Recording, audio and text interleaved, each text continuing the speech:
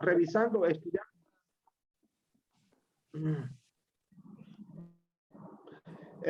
Hermano, si me escuchan, ¿verdad? Si me quedo en el aire, luego hablan y me dicen. Pero ahorita todo está bien, ¿verdad? Bueno. Sí. No olviden, mi señal es un poco baja aquí, pero miren, prosigo. Entonces, hermanos, el evento que anunciaron era el equivocado, y entonces ellos, después del estudio de lo que es la purificación del santuario, concluyeron entonces que la profecía sí se cumplió, pero Cristo es que pasó en su ministerio a esa fase del lugar santo al santísimo, lo mismo que estaba tipificado en la fiesta aquí, que el sumo sacerdote entraba en una ocasión en el año, y esa fecha era 1844, que nuestro sumo sacerdote pasaría en el cielo a hacer esa obra. Bueno, concluimos eso. Ahora viene una parte interesante. Nosotros ya vemos que Elena de White confirmó eso, pero junto con los líderes. Pero yo, como adventista, no lo creo, porque ella y el grupo de personas lo enseñaron.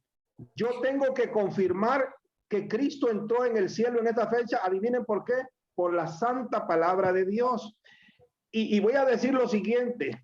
Todas las demás iglesias, incluyendo la católica y las evangélicas, miran a la iglesia adventista como una iglesia bien rara, que tiene doctrinas súper raras, y una de ellas es la doctrina del santuario que proclamamos.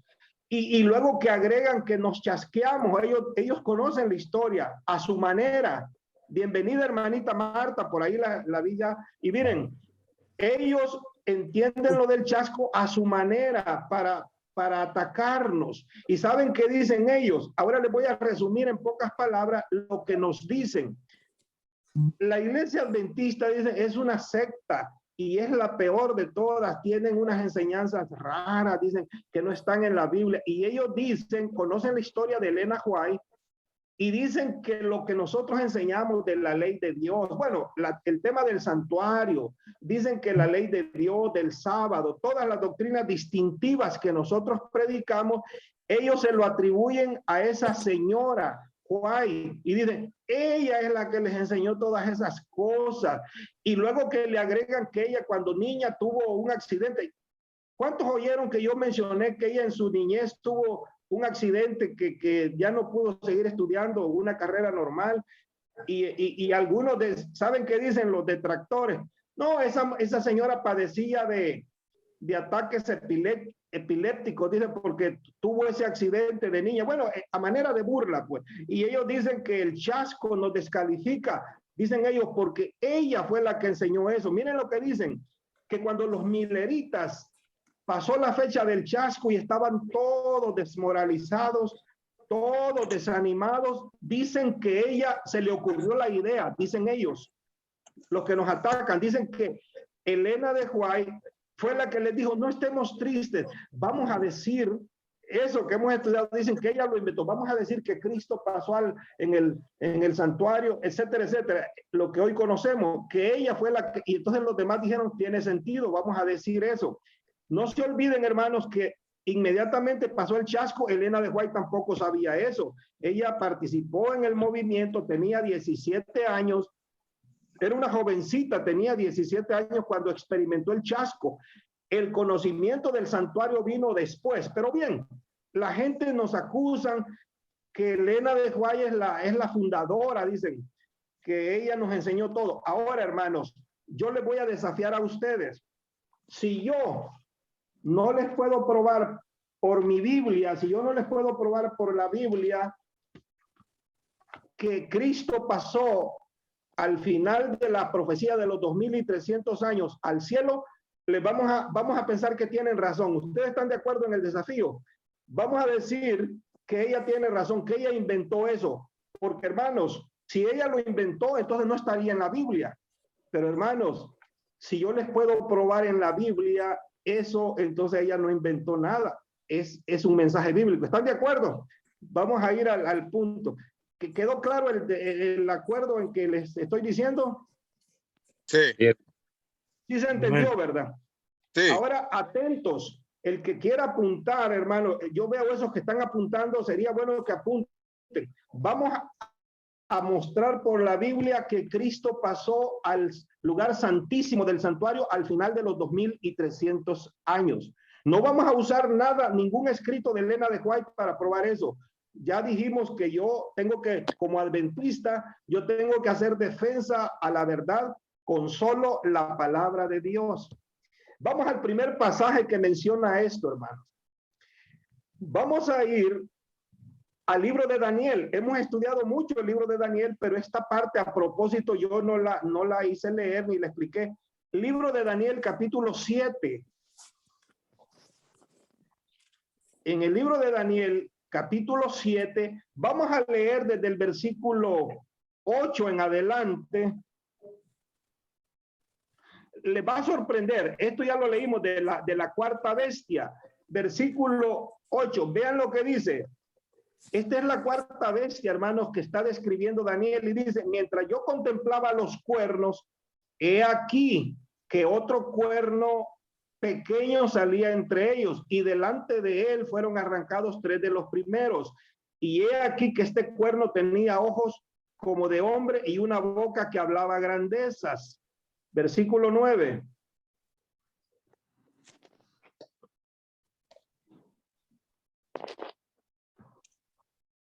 Dice, ahora mire lo que dice el 9. Inmediatamente, hermano, inmediatamente, después de explicar de la cuarta bestia y del cuerno pequeño, miren lo que dice.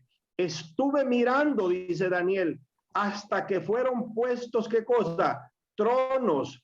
Y se sentó un anciano de días, cuyo vestido era blanco como la nieve, y el pelo de su cabeza como lana limpia. Su trono llama de fuego, y la rueda del mismo fuego ardiente. Les pregunto, ¿esto es en la tierra o en el cielo? Y ese trono es el trono de Dios. ¿Estamos de acuerdo? Y miren qué cosas iba a celebrar. Versículo 10, un río de fuego procedía y salía de delante de él, del trono. Miren lo que dice: millares de millares le servían y millones de millones asistían delante de él. Miren lo que dice: el juez se sentó y los libros, ¿qué pasó? Fueron abiertos. Yo pregunto, ¿me están escuchando bien? A ver, ¿esta es una escena de juicio o no? Sí. Sí. Notaron que ahí está el padre, ese anciano de días con cabello blanco, y dice que en un trono representa a Dios Padre, y dice que los libros, miren cómo termina ahí el 10, el juez se sentó y los libros han de ser abiertos. Pregunto, ¿este es un juicio o no? Sí. Claro que sí. Estos son los juicios. Este es el juicio de Dios, digamos. Este es el juicio. Ya Daniel había hablado, o sea que Daniel, mientras está hablando de los poderes en la tierra, como que su mente es transportada a este juicio en el cielo. Ahora miren lo que sigue diciendo el versículo 11. El versículo 11 dice así: yo entonces miraba. Dice, yo entonces miraba a causa del sonido de las grandes palabras que hablaba el cuerno. En otras palabras, hermano, el cuerno habría de llegar, la extensión del cuerno habría de llegar hasta el día del juicio. Mientras en el cielo se inicia el juicio, el cuerno está haciendo su obra en esta tierra. Miren lo que dice. Miraba yo, dice, a causa del sonido de las grandes palabras que hablaba el cuerno. ¿Cuál cuerno? El que acababa de mencionar, el cuerno pequeño. Hasta que mataron a la bestia y su cuerpo fue destrozado y entregado para ser quemado en el fuego. Miren el versículo que sigue. Habían también quitado a las otras bestias su dominio, pero les había sido prolongada la vida hasta cierto tiempo. Les voy a explicar qué significa esto. Daniel ve que el único poder que va a llegar de todos los que ha descrito, el único poder que va a llegar hasta el tiempo del fin, hasta el día del juicio de Dios, es el cuerno pequeño. Los demás poderes se les quitó la vida, dice que murieron. ¿Sabe qué representa eso? que ya los poderes no existen, ya ahorita no existe un poder como Babilonia, Medo-Persia, Grecia, Roma, y menciona que se les han quitado el poder, pero se les ha respetado la vida. O sea, Grecia es un país, es una nación, ahí está, solo que ya no tiene poder, ya no es un reino como antes. Roma, pues tampoco, no es un reino mundial. Medo-Persia tampoco, pero el poder que está más activo es el cuerno pequeño. Ahora miren, prepárense para lo que ya mencionó que el juez se sentó, se abrieron los libros. Es una escena de juicio. Y miren lo que dice el versículo 13, por favor, atentos aquí. Miraba yo en la visión de la noche, y he aquí con las nubes del cielo venía uno como un hijo de hombre. Pregunto, ¿este quién es? Ya había mencionado al Padre, mencionó los ángeles, esos millones de millones y millares de millares representan a los ángeles que van a estar como testigos en el gran juicio allá en el cielo. Y miren, ahora ya aparece la figura de Cristo. No lo había mencionado, dice, miraba yo y miraba que venía. Miren la expresión que usa el apóstol, el profeta Daniel. Miraba yo con las nubes del cielo, venía uno como un hijo de hombre. Pero atentos, pregunto, ¿venía a la tierra o qué? Sigan leyendo, por favor. Y si ese trono y ese juicio es en el cielo, ¿hacia dónde iba Cristo? Dice, veía yo este hijo de hombre que vino hasta el anciano de días y le hicieron acercarse delante de él. ¿A dónde se presentó Cristo, hermano? A la sala del juicio que ya describió antes. No dice aquí que es la segunda venida de Cristo que viene a la tierra. La Biblia es clara, hermano. Ya describimos antes que en el cielo se puso el trono, una sala de juicio. Hay millones y miríadas que se presentaron delante de él. Son los ángeles que han de ser testigos en el juicio. ¿Saben por qué los ángeles son testigos en el juicio? Porque a nosotros, desde que nacemos, el Señor nos asigna un ángel y ese ángel sabe todo hasta que morimos. Ese ángel está llevando reportes al cielo y entonces los ángeles son testigos. Cuando se analiza en el juicio la vida de una persona X, los ángeles confirman que lo que se está diciendo es cierto, porque los ángeles velan y llevan registro al cielo. ¿Están de acuerdo en esa parte? Bueno, pero entonces pregunto, hermano, ¿hacia dónde iba Cristo dirigido en las nubes de los cielos? No a la tierra, hermanos. La Biblia clarito dice que llegó para presentarse ante el Padre en esa sala del juicio. Pero yo quiero que vean el versículo 14. ¿Para qué llegó, según dice ahí, en esa sala de juicio? Miren lo que hacen con Cristo. Ahora está hablando de Cristo. ¿Y qué recibió Cristo en ese juicio? Y le fue dado, ¿qué cosa? Dominio, gloria y reino. Notaron que Jesús recibe el reino. Amén. Miren lo que recibió Cristo en el juicio, hermano. Le fue dado dominio, gloria y reino para que todos los pueblos, naciones y lenguas le sirvan. Su dominio es dominio ¿qué? Eterno, que nunca pasará, y su reino uno que no será ¿qué? Destruido. Hermanos, por favor, escuchen, esto que acabamos de leer, eso sucedió en el gran día del juicio, en el día de la expiación, lo que leímos en Levítico 16. Jesús como nuestro gran sumo sacerdote es presentado ahí y en el juicio porque les voy a decir algo. Aquí, hermanos, lo voy a explicar por qué. ¿Se acuerdan que dice que el cuerno pequeño estaba dando grandes palabrotas aquí en la tierra? Hermanos, ¿saben qué representa eso? El cuerno pequeño, ya sabemos quién es, ¿no? Ya sabemos que es el Vaticano, el papado, mientras ese poder arrogante aquí en la tierra se está presentando como la gran cosa, la gran maravilla, como que él es el que gobierna, como que es el que reina. Pero hermanos, pobrecito de ese poder. Allá en el juicio se determina quién es el soberano, el que va a gobernar por siempre, porque la Iglesia Católica pretende decir que ellos son un poder que siempre van a gobernar, han gobernado y se presentan como la gran maravilla aquí. Pero en el cielo, hermanos, se determina quién es el gobernante, el soberano. ¿Quedó claro este punto, hermanos? Pregunto, Amén. ¿era la segunda venida de Cristo a la tierra? No. No. Jesús, notaron que Jesús, hermanos, no, esta ida del lugar santo al santísimo no se refiere cuando Jesús ascendió en el año 31, no, porque mencionó en el contexto del juicio, ¿se acuerdan? ¿Se acuerdan que ya lo hemos estudiado? Y otra cosa, hermanos, Cristo, todo el proceso de la salvación lo ha llevado. Cuando él murió y fue al cielo, apenas había muerto como el cordero, apenas había cumplido la primera fiesta. Pero, hermano, en el otoño, al final del tiempo, al final del año, venía el juicio. Ya eso ya lo hemos estudiado. Entonces, esta ida de Cristo ante el Padre, ante una escena de juicio para juzgar a los hombres, hermanos, tuvo que haber sido en el día del juicio, al final de la profecía de los 2300 años, que allí decía, y el santuario será purificado. Vamos a leer otro pasaje. Vamos al libro de Malaquías. Les voy a dar varios, hermanos. Este no es el único. Vamos al libro de Malaquías también. Y vamos a leer desde el versículo 2, 17 en adelante. Miren lo que dice Malaquías capítulo 2. Hermanos, si algunos se han conectado después de que empezamos, sean bienvenidos. Ya estamos entrados en el tema, pero todos son bienvenidos. Miren lo que dice Malaquías capítulo 2.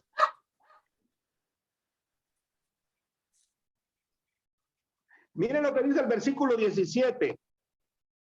Malaquías 2:17 dice lo siguiente: habéis hecho cansar a Jehová con vuestras palabras y decís, miren lo que dicen algunos, miren lo que dice alguien, ¿en qué le hemos cansado? Preguntan. En que ustedes dicen, dice el profeta Malaquías, cualquiera que hace mal agrada a Jehová y en los tales se complace. O si no, ¿dónde está el Dios de justicia? No lo mueva David, pero lo que quiere decir este versículo es que hay gente que reta a Dios, como diciendo que Dios no va a hacer justicia. Pues notaron que ahí está la palabra justicia. Hay gente que piensa hoy en día, hermanos, que la gente que anda haciendo maldades se van a escapar de la justicia de Dios. Notaron, piensan que van a librarse en el juicio. Y miren lo que dice al final: ¿dónde está el Dios de justicia? Como que si Dios se complace en ellos y no los va a juzgar.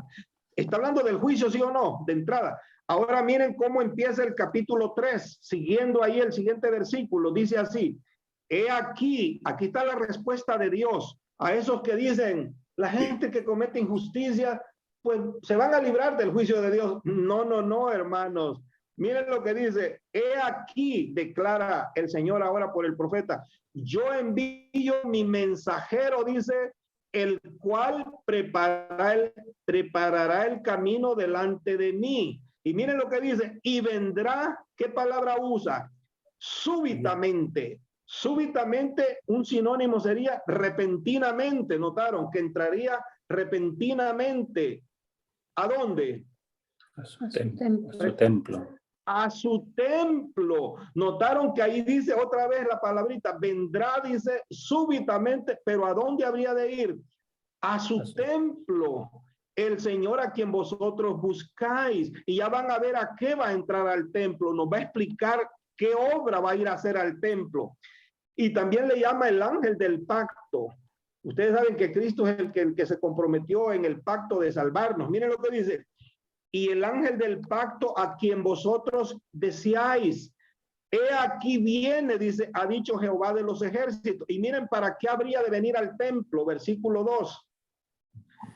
¿Y quién podrá soportar el tiempo de su venida? Notan que sigue hablando de venida, pero ya vimos que no es a la tierra, es a su templo. ¿Y cuál es el templo de Dios o el templo de Cristo? Allá donde Él está ahorita. Y miren lo que dice: ¿y quién podrá soportar? O sea, ahora es porque Él va a ir a juzgar. En el juicio solo van a soportar los fieles, los hijos de Dios, pero a los demás que son pecadores, dice: ¿y quién podrá soportar el tiempo de su venida? ¿O quién podrá estar en pie cuando Él se manifieste? Notaron que ya dijo que al templo, Él se habría de manifestar al templo. Y miren lo que dice ahora: porque Él es como fuego purificador. Lo compara que Él va a purificar por el fuego y como jabón de lavadores. Y miren lo que va a ir a hacer en el versículo 3. Y se sentará. ¿Para qué, hermanos? Para afinar y limpiar la plata. Notan que está hablando de purificar, usó fuego, usó jabón de lavadores, está usando términos que tienen que ver para que entendamos humanamente, pues que va a pulir algo. Ya va a usar la palabra pulir, dice, se sentará para afinar, dejar fino, limpiar la plata, porque limpiará a los hijos de Leví. Esta es una expresión a los hijos del pueblo de Dios, pues. Y luego dice, los afinará como a oro y como a plata, y traerán, dice, a Jehová ofrenda en justicia. O sea que Cristo, después de que purifique a su pueblo, esos términos no son joyas realmente, son los hijos de Dios, a los hijos de Leví, dice ahí que va a limpiar. Y noten lo que dice, hermano, y los va a presentar como una ofrenda agradable a Dios. Y miren lo que dice el siguiente versículo, para que vean. Y esas personas van a ser, ¿qué dice? Será, y vendré. Miren, más claro, si leímos el 4, David. Bueno, el 5, miren lo que dice el 5. Y vendré a vosotros, ¿para qué obra, hermanos? Más claro no puede estar. Para juicio. Dice, y estas personas serán gratas a Jehová, y vendré a vosotros, ¿para qué obra, hermanos? Para juicio, notaron, pero es en el templo. Para juicio dice, y seré pronto testigo contra los hechiceros y adúlteros, contra los que juran mentira y los que defraudan en su salario al jornalero y la viuda y al huérfano y a los que hacen injusticia al extranjero, no teniendo temor de mí, dice Jehová de los ejércitos. O sea, hermano, ¿qué les va a pasar a toda esta gente en el juicio? Van a quedar condenados. ¿Se acuerdan que la pregunta que se hizo al principio, ¿dónde está el Dios de justicia? La gente aquí hace injusticia, anda haciendo maldades y parece que se van a escapar de Dios. No, hermanos, notaron que en el juicio se va a ver, ahí van a ser juzgados que los hechiceros, los adúlteros, todo lo que leímos. Y hermanos, hay de ellos, ¿no? Por eso se acuerdan que la pregunta era, ¿quién puede soportar el día de la venida? Pero es ese, al día que Jesús empiece el día del juicio, pues. ¿Se acuerdan ustedes, hermanos, que cuando leímos el día de las expiaciones, dice que todo el pueblo debía, ¿qué cosa? Afligir su alma, arrepentirse de sus pecados, decía, porque el que no hiciera eso y no quedaba limpio el día del juicio, ¿se acuerdan que lo hemos leído en Levítico 23 y en Levítico 16, que la persona era cortada de su pueblo, moría, Dios lo eliminaba, pues ya no era parte de su pueblo. Entonces, hermanos, ahora, yo pregunto, ¿esto habla de Jesús viene a hacer una obra parecida a la tierra cuando venga en su segunda venida? No, hermano. No. ¿Quieren leer un versículo? ¿Para qué viene Cristo, hermanos? Vamos a leer entre paréntesis, vamos a hacer un paréntesis aquí y luego vamos a seguir con otros pasajes para que vean que la segunda venida de Cristo no está representada ahí, donde Él va a limpiar a la plata, dice al oro. Es una manera de decir que va a limpiar a su pueblo. Miren lo que dice el libro de Hebreos, capítulo 9 y el versículo 28. Vean este pasaje, por favor, para que vean la segunda venida de Cristo, ¿a qué viene? Ahí está hablando de una venida de Cristo, ¿notaron? Pero yo creo que vean, miren lo que dice, ahí está el pasaje. Esta sí es la segunda venida de Cristo. Dice así, así también Cristo fue ofrecido una sola vez. Ya sabemos que Jesús, con una sola vez que murió, no como los corderos que morían año con año y todos los días, dice aquí, Cristo fue ofrecido una sola vez. ¿Para qué? Para llevar o cargar los pecados de muchos, es lo que hemos dicho. Y aparecerá, ¿por qué cosa? Por segunda vez, hermano. ¿Es la segunda venida de Cristo? Sí, la primera dice que vino para llevar los pecados y el apóstol inmediatamente conecta la segunda venida y aparecerá, hasta él lo menciona, por segunda vez. ¿Y qué menciona? Sin relación con el pecado, o sea, ya no va a tocar el tema del pecado. Cuando Cristo venga, hermano, el problema del pecado ya habrá sido resuelto. En el juicio quedó determinado los pecadores perdidos y los salvados. Por eso dice aquí este versículo que aparecerá por segunda vez sin relación con el pecado. Ya no va a tocar el tema del pecado, porque ya no importa, hermano, porque el pecador ya quedó condenado y el santo, como leímos leímos el martes, el que es justo sea justo para siempre y el impío pues pecador y todo. Y miren cómo termina diciendo, ya no va a venir a tocar el tema del pecado, sino solamente viene para qué cosa, para salvar a los que le han estado qué cosa, esperando, a los que han salido librados en el juicio. ¿Quedó claro este punto, este paréntesis? Entonces, hermano, lo que leímos en Malaquías, que él va a entrar y dijo, claro, a su templo para hacer una obra de purificación. ¿Quedó claro eso, no? Amén. Ahora, hermano, amén, espero que estemos entendiendo el tema, hermano, porque esta es la parte más importante para concluir el tema de la purificación del santuario.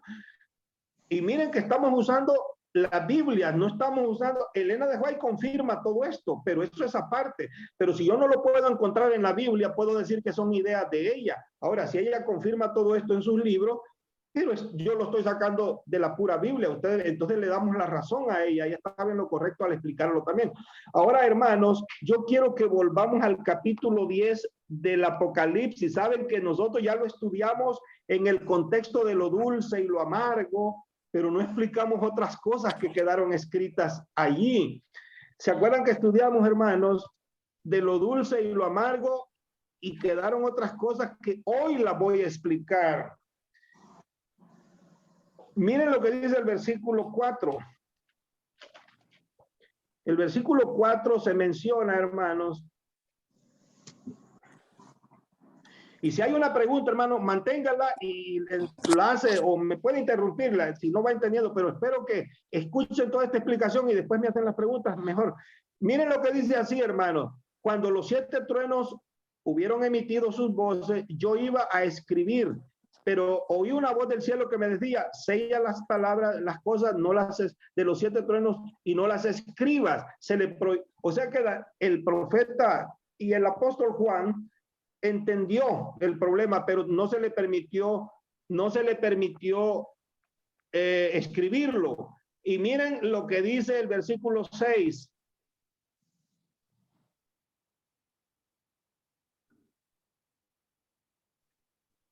Dice el versículo 6 ahora. Miren la instrucción que se le da a Juan. Bueno, aquí nosotros estamos mostrando que el juramento que el ángel hace, levantó sus manos hacia el cielo, que el tiempo no sería más, que esto que está sucediendo en el capítulo 10 sería ya empezando el tiempo del fin. El versículo 7, miren más claro está. Miren lo que le dice. En los días de la voz del 7º ángel, cuando él comience a tocar la trompeta, el misterio de Dios se consumará, como él lo anunció a sus siervos los profetas. En otras palabras, hermanos, se le dijo, no lo escribas ahora, pero se va a entender en los días de la voz de ¿qué? 7º ángel. Y dice que ese misterio que estaba encerrado, ese misterio que no se entendía, pues esa maraña, ese tema, se habría de entender con el toque de la 7ª trompeta, con la voz del ángel. Vamos a escuchar entonces qué es lo que nos dice el ángel de la 7ª, la voz del 7º ángel. Ya ahí nos dio la clave para entender el misterio. Vamos a leer ahorita el 7º ángel, lo que anuncia. Antes de leer el pasaje, hermano, cada sonido de trompeta marca un evento en el plan de la salvación, va mostrando lo que va sucediendo en el ministerio de Cristo, o sea, la salvación. Y como es el 7º, es lo último, ¿verdad? Si son 7 ángeles, pues esta es la última voz del ángel que va a hablar. Y eso lo encontramos en el capítulo 11, el versículo 15 en adelante. Vamos a pedir a David que lo ponga. Vamos a analizar esta explicación que se da ahí. Que cuando el ángel tocara, dice, se iba a entender el misterio. Miren lo que dice ahora. El 7º ángel. ¿Cuál dijo que había de ser? El 7º. Y dice que tocó la trompeta. Y hubo grandes voces, noten dónde, hermanos. Notan que cada evento nos dice si es en la tierra o es en el cielo. Dice que cuando el séptimo ángel, él va a anunciar un evento en el cielo. El séptimo ángel tocó la trompeta y hubo grandes voces. ¿Dónde dice? En el cielo. Y miren lo que decía. A propósito, hermanos, ¿se acuerdan que Daniel, capítulo 7, que ya leímos, dice que cuando Cristo entró a la presencia del anciano de día, ¿se acuerdan? Se le dio dominio, se le dio poder, se le dio autoridad y se declaró, se le dio el reino y que la de gobernar por cuánto tiempo, por siempre jamás. Lo leímos. Miren lo que dice aquí, hermano. El séptimo ángel tocó la trompeta y hubo voces en el cielo que decían: los reinos del mundo han venido a ser ¿de quién? De nuestro Señor y de su Cristo. Y él, o sea, Cristo reinará por cuánto tiempo, por siempre jamás. Y miren lo que dice el versículo 16. Y los 24 ancianos que estaban sentados delante de Dios en sus tronos se postraron sobre sus rostros y adoraron a Dios. Y miren lo que decían: te damos gracias, Señor Dios Todopoderoso, el que eras y que has de venir, porque has tomado tu gran poder y has reinado. Y miren lo que dice el que sigue, el 18. Y se airaron las naciones. Claro, ahora esto que está mencionando son las naciones de la tierra. O sea, que mientras lo que está pasando en el cielo, ahora como que le eche una mirada a cómo está la condición de la tierra. Dice, y se airaron las naciones y tu ira ha venido. ¿Y el tiempo de qué, hermanos? Juzgar. ¿Notaron? La ira de Dios se va a manifestar en la manera de que de un juicio. Y el tiempo de juzgar, miren el orden del juicio. Y ha llegado el tiempo de juzgar. ¿Y por dónde empieza? A los muertos, y de dar el galardón a tus siervos los profetas y a los santos y a los que temen tu nombre y a los pequeños, grandes. Y también en ese juicio se determina, él va a destruir a los que destruyen la tierra. Hago un paréntesis aquí, hermano. Hoy los grandes poderes religiosos y políticos están queriendo salvar el ecosistema que quieren ellos. Hermano, ya está dicho, Cristo va a destruir a los que han contaminado todo el planeta, destruir a los que destruyen la tierra.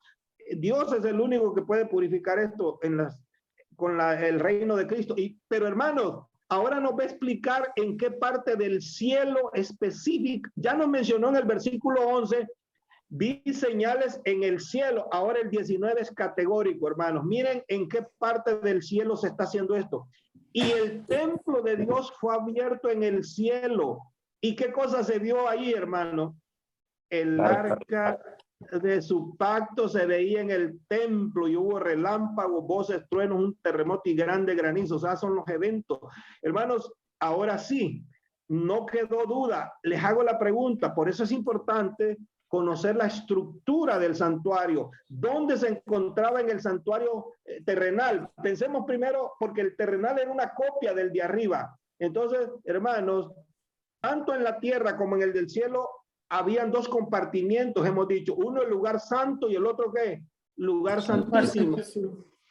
Esto es importante entenderlo. Les pregunto a todos, ¿dónde se encontraba el arca del pacto, el arca del testimonio? Lugar santísimo. Hermano, todos sabemos que era en el lugar santísimo. Así que el versículo 9 no solo que nos está diciendo que es en el cielo que sucede esto, sino que específicamente, hermanos, era en el lugar santísimo esa obra, hermanos, de juzgar. Ahora les voy a explicar. En ese juicio se van a juzgar vivos y muertos. Lo vamos a explicar después, pero lo leímos. El juicio empezó con los que han pretendido a lo largo de la historia ser pueblo de Dios. Dios va a juzgar a su pueblo. Y el juicio dice que empieza con su pueblo. Leamos un par de versículos. Este es otro paréntesis. Hebreos 10:30. Miren lo que dice Hebreos 10:30. Dios tiene que juzgar a su pueblo y es con el que empieza. Dice Hebreos 10:30, dice: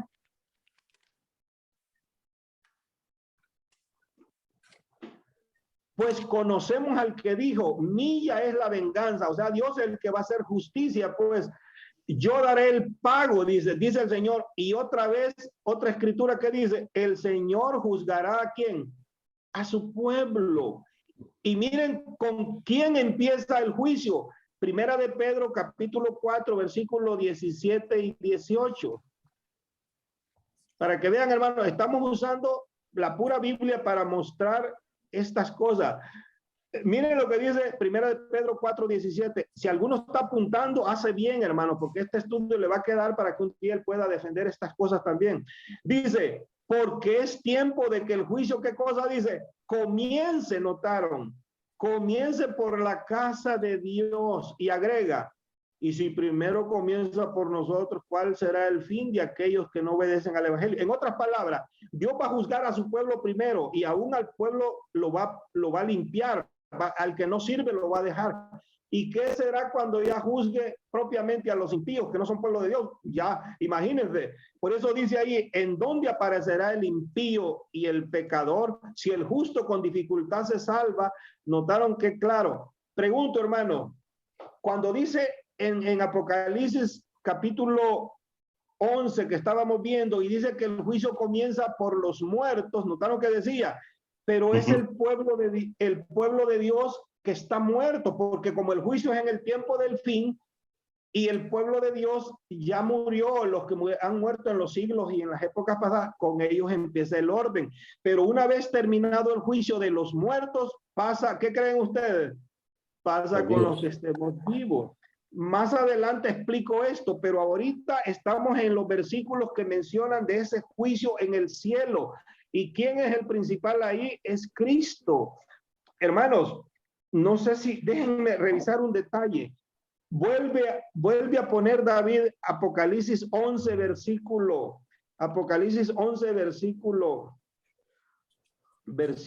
15.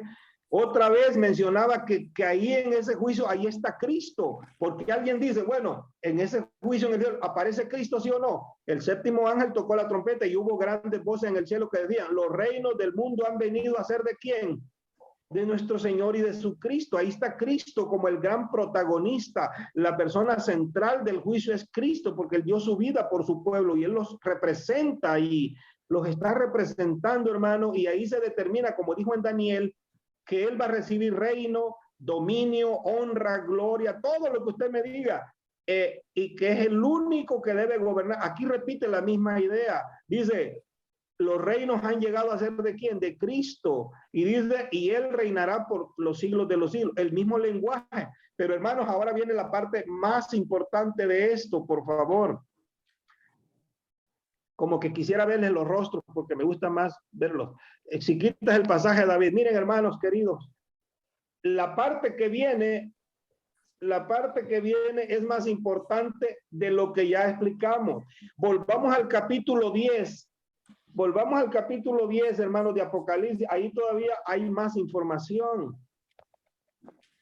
En el capítulo 10 de Apocalipsis, ¿se acuerdan que ya estudiamos lo del séptimo ángel? Ya lo vimos. Pero miren qué pasó en el versículo 10. Apocalipsis 10. Dice,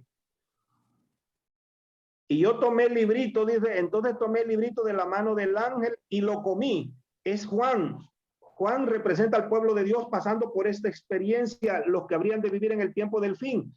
Porque ya sabemos nosotros que el librito es el que estudiaron los mileritas, pero Juan en la visión, él está viendo toda esta historia hace 2000 años, cuando él escribió el libro del Apocalipsis, dice él, entonces yo tomé el librito de la mano del ángel y lo comí, y era dulce en mi boca como la miel, pero cuando lo hube comido, amargó mi vientre. Hermano, aquí está la experiencia que pasaron los mileritas cuando en 1844 Cristo no apareció. Pero yo quiero que analicemos bien el siguiente pasaje, el siguiente versículo y el último. Ahí dice, y el ángel, y ahora oye la voz que se le dice, es necesario que profetices otra vez sobre muchos ¿qué? Pueblos, naciones, lenguas y reyes. Yo quiero que quiero enfatizar este punto, hermano. Iban a volver a profetizar. ¿Y ahora sobre dónde? Sobre todo el mundo, muchos pueblos, naciones, lenguas y reyes. El mensaje que habrían de dar, hermano, sería global. Ustedes notan que cuando vino el chasco, no todo el mundo había recibido eso de que Jesús venía, la noticia. Eso solo se dio mayormente en el este de los Estados Unidos, en estados, Guillermo Miller era de Nueva York. Elena White era del estado de Maine. Y esos son los estados del este de los Estados Unidos. Así que lo más que fueron advertidos del mensaje que Jesús venía en 1844 eran los estados como New Jersey, Nueva York, Maryland, esos estados de por allí. Y hermanos, realmente Chicago, algunos, las noticias llegaron bastante lejos, considerando que en aquel tiempo no habían transportes como hoy. Y hermano, ese grupo de personas como de 1,5 millones solo eran gentes de por allí. Ahora pregunto, ¿no podía venir Cristo solo por ese grupo, como dije la vez pasada, y el demás mundo no iba a haber recibido la noticia que Jesús venía? Pero ahora se les dice, vuelvan a profetizar a muchas naciones, lenguas, pueblos y reyes. Lo leímos, ¿verdad? Yo quiero que mantengan eso en mente, ese vocablo, esa frase, a toda nación, pueblo. Ahora miren, ¿a dónde aparece nuevamente, hermano? Ya les mencioné que cuando ellos se chasquearon, estuvieron buen tiempo estudiando la Biblia. Y en ese tiempo ya no se escuchaban, porque ellos estaban investigando para ellos la doctrina bíblica. No estaban predicando nada, ¿verdad que no? No. ¿Y dónde creen? Ahora, ¿dónde creen que reaparecen? ¿Dónde aparecen de nuevo proclamando verdades? Y notaron que en el tiempo que estuvieron en silencio, digamos, estaban aprendiendo ellos las verdades que ahora iban a ir a predicar. No iban a predicar lo mismo. Ya no iban a predicar que Jesús venía en tal o cual fecha. Aprendieron la lección. Pero miren lo que dice el capítulo 14, hermano. Ahí aparecen de nuevo. Como el capítulo 10 quedó como en miren hermanos la palabra que iba a usar, quedó como en capítulo la historia, porque se les dijo vuelvan a profetizar, y como si fuera una novela, usted dice, y a ver, ¿dónde sigue? ¿Dónde aparecen de nuevo ya cumpliendo esa? ¿Se acuerdan que se les dijo van a volver a profetizar? Y usted pregunta, ¿dónde están de nuevo para volver a predicar? Mírenlos en el Apocalipsis 14, versículo 6 en adelante. Ahora miren lo que dice el apóstol Juan. Vi volar por en medio del cielo a otro ángel. ¿Qué tenía ese ángel para predicar, hermano? El evangelio eterno. Pero ahora este ángel lo iba a predicar ¿en dónde, hermano? Para predicarlo a los moradores de la tierra, a toda nación, tribu, lengua y pueblo. Yo les pregunto, ¿no es el mismo vocabulario o lenguaje que usó en el capítulo 10? ¿Cómo terminó el 10? Es necesario que otra vez profetices, pero ¿ahora dónde? A todo el mundo. Y dice aquí, hermanos, ¿les va quedando claro el tema? Pregunto. Sí, ¿verdad que sí? Ahora yo quiero que... El hermano Elmer levantó la mano, disculpa. Pero Elmer, aguántame un poquito, mantén tu pregunta, déjame que esta explicación no la quiero interrumpir porque... ¿está bien? Bien. El versículo 6, vuélvelo a poner, David. A ver, contigo vamos a empezar con las preguntas. Miren, hermano, el versículo 6 lo vuelvo a poner. Me gusta tanto. Ahora, usted me va a preguntar, ¿un ángel lleva la predicación del evangelio? Ustedes saben, hermano, el ángel en el griego significa un mensajero, alguien que lleva un mensaje. Los ángeles en algunas ocasiones han dado los mensajes ellos. A Daniel le venía a explicar el ángel Gabriel las explicaciones de la profecía. El ángel Gabriel también vino a anunciar el nacimiento de Cristo a María y a José.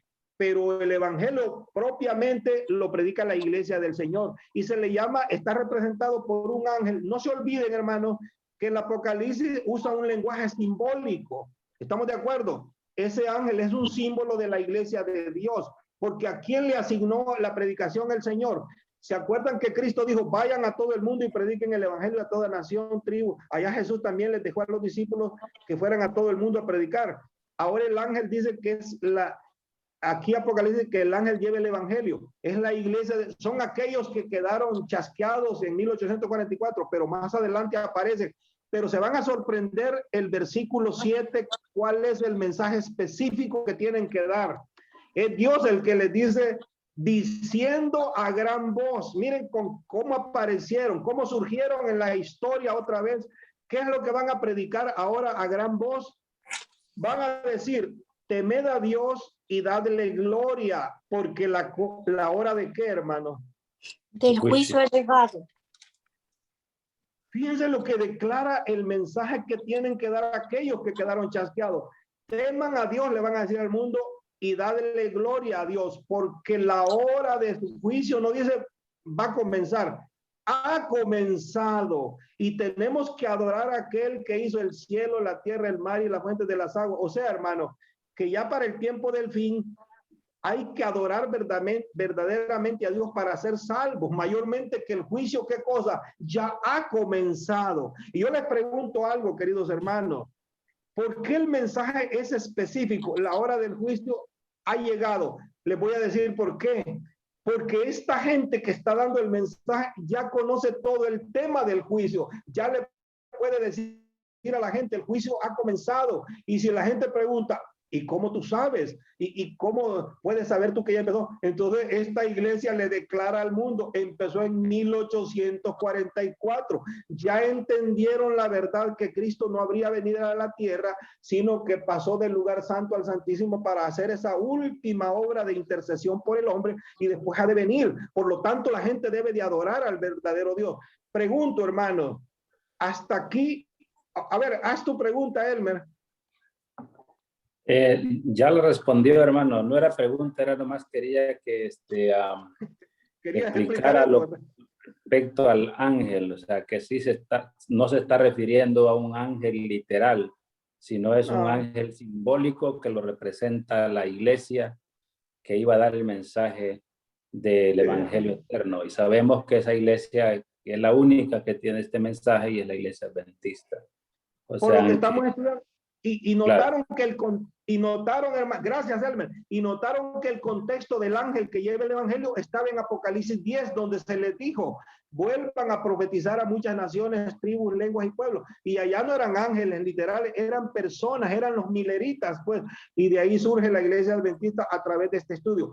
Hermanos, voy a explicar algo y pregunto al resto. ¿Está quedando claro? El hermano Elmer ya está convencido de esto y lo confirmó. Los demás que han tenido dudas, hermano Roberto, estás con nosotros, ¿verdad? Te veo ahí. Sí, aquí estoy, brother, aquí estoy. Mira, tú dijiste la vez pasada que tenías dudas, pero el tema que propiamente voy a dar ahorita, esto apenas ha sido demostración de que el juicio y que Cristo pasó en algún momento en la historia a hacer ese juicio en el cielo está en la Biblia. Y tuvo que haber sido en la fecha exacta. ¿Sabían ustedes que ningún evento del plan de salvación sucede al azar en cualquier fecha? No, para eso había un orden en las fiestas, notaron. Por eso Dios dio fechas. En el 7º mes, el primer día del mes, las trompetas. En el 10º día, el día del juicio. Notaron, Dios es específico, nos dio fechas. Entonces, esa fecha, ¿cuándo habría de encontrar el cumplimiento en el plan de la salvación? Fue al final de los 2300, porque la profecía mencionaba el santuario será ¿qué cosa? Purificado. Y ya vimos, hermanos, que la purificación del santuario, los pecados del pueblo eran en el día, era en ese 7º día, y así era como se purificaba, no era la venida de Cristo. Ahora, Roberto, te está quedando claro, pero si eso todavía aguanten, hermanos, que el resto del tema es lo más importante que les voy a probar ahora. No sé cómo le voy a hacer, si el tiempo me va a ganar. Trataría, ahorita, hermanos, quisiera que no interrumpan, no me pregunten. Al final, si no da tiempo hoy, me los hacen el martes. Pero, hermanos, voy a entrar en la parte final del tema. Hemos dicho, hermanos, que los mileritas llegaron a la conclusión que Jesús venía en 1844 porque se confundieron en el evento. Ellos pensaron, había una creencia popular que decían que esta tierra es el santuario de Dios y que lógicamente si Él la va a purificar tiene que ser en la venida de Cristo.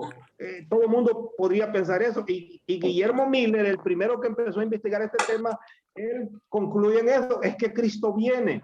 Ahora, hermanos, por favor, atentos. La parte que voy a explicar ahora, y les voy a mencionar qué les voy a explicar para que lo tengan en mente. Hermanos, aún con toda la evidencia que yo les he dado a ustedes, hay personas que dicen que la iglesia adventista al salir de un chasco, al surgir de ese chasco, la descalifican porque dicen un chasco es sinónimo de un fracaso, no un chasco, una gente chasqueada que se fracasó en algo. Y entonces, hermanos, ellos la descalifican por eso. Les voy a explicar, hermanos, que los discípulos de Cristo tuvieron un chasco en la primera venida de Cristo. Notaron que los mileritas se chasquearon al final de la profecía con relación a la segunda venida de Cristo. Lo hemos estado estudiando. Pero muchos de ustedes no saben que los discípulos, aquellos 12 discípulos de Cristo, recibieron un chasco no menos de importante de los mileritas. Y entonces, si dicen que la iglesia adventista está fundada en un chasco, bueno, digamos que sí, pero yo les digo algo, la iglesia cristiana en general está fundada en un chasco de los apóstoles por una mala interpretación de las profecías. Hermanos, si descartamos a la iglesia adventista, habría que descartar a todo el cristianismo porque los apóstoles se chasquearon tremendamente por una mala interpretación de las profecías también. Así que a eso voy. Vamos a ir, hermanos, y noten una cosa, que los discípulos fue al final de la profecía de las 70 semanas. ¿Estamos de acuerdo? Amén. En tiempos de Cristo fue al final de las 70 semanas y son parte de la misma profecía. Y los mileritas al final de las 2300 días. Quiere decir que es la misma profecía. En cada parte de la profecía hubo un chasco. Y voy rápido, voy rápido. Me siguen, por favor, en San Juan capítulo 12. Voy a hacerlo más breve aquí, pero hermanos, esto se pone bien interesante. En San Juan capítulo 12, miren lo que Jesús anuncia. La primera venida de Cristo, los discípulos se chasquearon con relación a la muerte de Cristo. Dice en San Juan capítulo 12, y voy a leer rapidito, dice desde el versículo 31, y vamos a leer hasta el 34. San Juan 12, 31, hijo. Dice así. 12, 31. Sí, dice así. Miren lo que Jesús declaró. Atentos, hermanos, y me gustaría que apunten estos pasajes ustedes en sus papeles ahí. Miren lo que dice. Jesús declaró, ahora es el juicio de este mundo. Ahora el príncipe de este mundo será echado fuera. Está hablando de que Jesús con su muerte habría de vencer a Satanás y lo echaría fuera, porque Satanás había sido el príncipe hasta ese momento, pero después, y miren lo que Cristo dice, y yo, si fuere levantado de la tierra, a todos atraeré a mí mismo. Esa manera de decir, seré levantado de la tierra, ya Jesús está, y miren lo que dice el versículo que sigue, decía esto dando a entender de qué muerte iba a morir. O sea que Cristo está anunciando su muerte, ¿notaron? Y al decir que sería levantado de la tierra, Él está diciendo que lo han de crucificar. Y miren, así lo entendió la gente. Pero ahora, hermanos, por favor, apunten este versículo. Miren lo que la gente le respondió. La gente es el pueblo, ni siquiera son los discípulos. O sea que había una creencia popular, así como los mileritas, que Cristo iba a purificar esta tierra. Miren lo que creían en los días de Cristo la gente. Dice que la gente le respondió, nosotros hemos oído de la ley. En otras palabras, cuando se nos explica la ley es la Biblia, pues el Antiguo Testamento. En otras palabras, hoy diríamos, cuando se nos ha explicado la Biblia, miren lo que les decían. Nosotros hemos oído, dice, de la ley, que el Cristo va a permanecer ¿para qué? Para siempre, o sea que no incluía muerte. Y como Cristo acaba de decir que Él va a morir, y dicen, bueno, nosotros hemos leído que cuando Cristo venga va a permanecer ¿qué? Para siempre. Y luego le argumentan, ¿cómo pues dices tú que es necesario que el Hijo del Hombre sea qué cosa? Levantado. Y luego hay una pregunta ahí, ¿quién es este Hijo de Hombre? En otras palabras, hermanos, con eso dijeron, no puede ser este, si este va a morir, no es el enviado. Y ellos dijeron, hermanos, notaron lo que dice, la creencia era que cuando el Mesías apareciera, quien quiera que fuera, una condición era que no habría de morir, es lo que le están diciendo. El Mesías cuando venga va a quedar para siempre. Ahora, hermano, yo quiero decirles algo, por favor.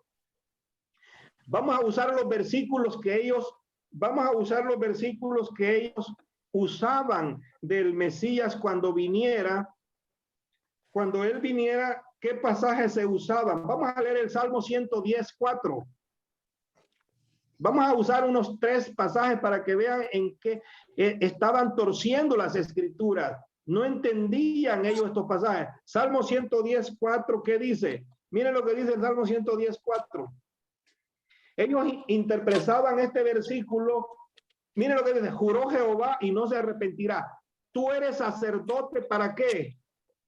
Para siempre, según el orden de Melquisedec. Este pasaje ellos sabían que se aplicaba al Mesías, el que habría de venir. Y ellos dicen: has de ser sacerdote, pero ¿para cuánto tiempo?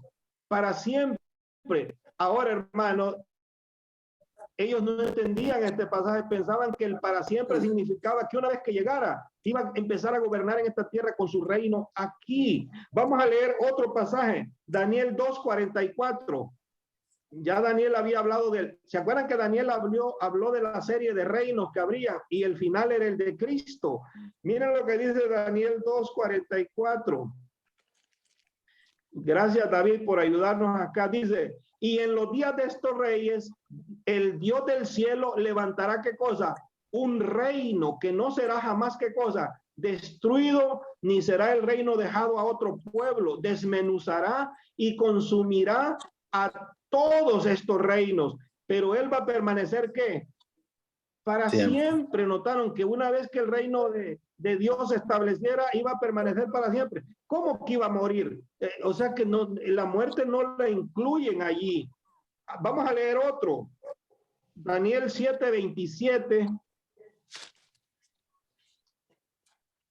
Y voy a abreviar, hermanos, hay muchos. Estos pasajes ellos no los entendían. Dice: y que el reino y el dominio y la majestad de los reinos debajo de todo el cielo sea dado al pueblo de los santos del Altísimo, cuyo reino es reino, otra vez, eterno, y todos los dominios le servirán y le obedecerán. Ahora, una cosa que estaban correctos, hermanos, hay más pasajes, pero lo voy a dejar hasta acá. Hermanos, miren, les hago una pregunta. En una cosa sí estaban correctos, en que el reino de Dios habría de permanecer para siempre, pero no entendían las condiciones, cómo ese reino se iba a establecer.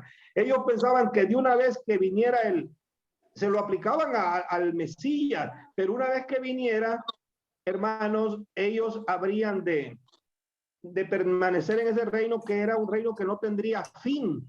Ahí no incluye muerte. Hermanos, se les había olvidado que la profecía de Daniel decía: y a la mitad de la semana se le quitará, ¿qué cosa?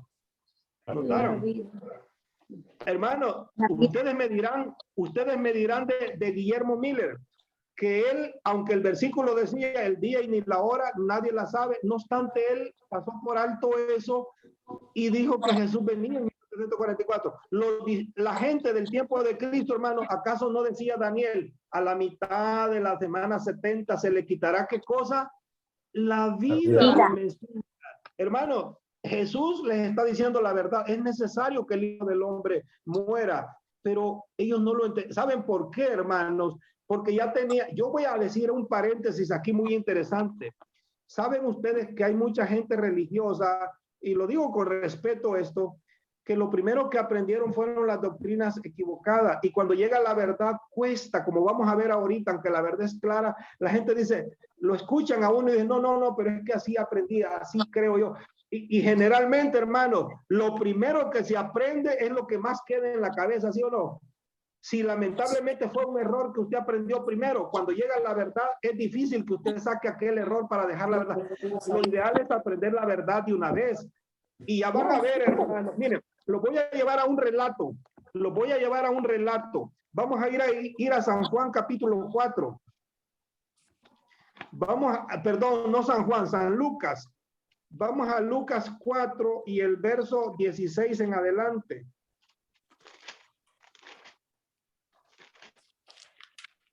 Miren lo que dice Lucas 4 del 16 en adelante. Dice: esta fue una experiencia de Cristo en el templo. Llegó Jesús un sábado, dice, llegó Jesús a Nazaret donde se había criado y en un día de reposo, o sea, un sábado, entró en la sinagoga conforme a su costumbre y se levantó a leer. Y mire lo que dice el 17. Y se le dio el libro del profeta Isaías y habiendo abierto el libro, halló el lugar donde estaba escrito. Saben que Jesús específicamente halló ese pasaje porque se refería a su ministerio. Y miren lo que Jesús leyó que se aplicaba a él. El Espíritu del Señor, dijo Cristo, está sobre mí, por cuanto me ha ungido para dar buenas nuevas a los pobres, me ha enviado a sanar a los quebrantados de corazón, a pregonar libertad a los cautivos y devolverle vista a los ciegos y a poner en libertad a los oprimidos y a predicar el año agradable del Señor. Miren lo que dice el 20. Y enrollando el libro, lo dio al ministro y se sentó. Y los ojos de todos en la sinagoga estaban fijos en él. Y miren lo que Jesús declaró. Y Jesús les dijo, hoy se ha cumplido esta escritura delante de vosotros. Y yo les pregunto, hermano, usted y yo sabemos que se cumplió esa profecía en ese día ahí. Jesús que lo estaba leyendo era el Mesías, que a él se refería ahí. Pero miren qué hizo la gente. Versículo 22 dice, y todos daban testimonio de él y estaban maravillados de sus palabras de gracia que salían de su boca y decían, ¿no es este el hijo de José? Ahora, hermanos, lo que les quiero mostrar aquí no es el contexto de la muerte de Cristo, sino que ellos no creían que era el Mesías. Ahora, yo quiero, hermanos, que David ponga algo. David, te mandé unas copias, ¿sí las pudiste poner en tu PowerPoint?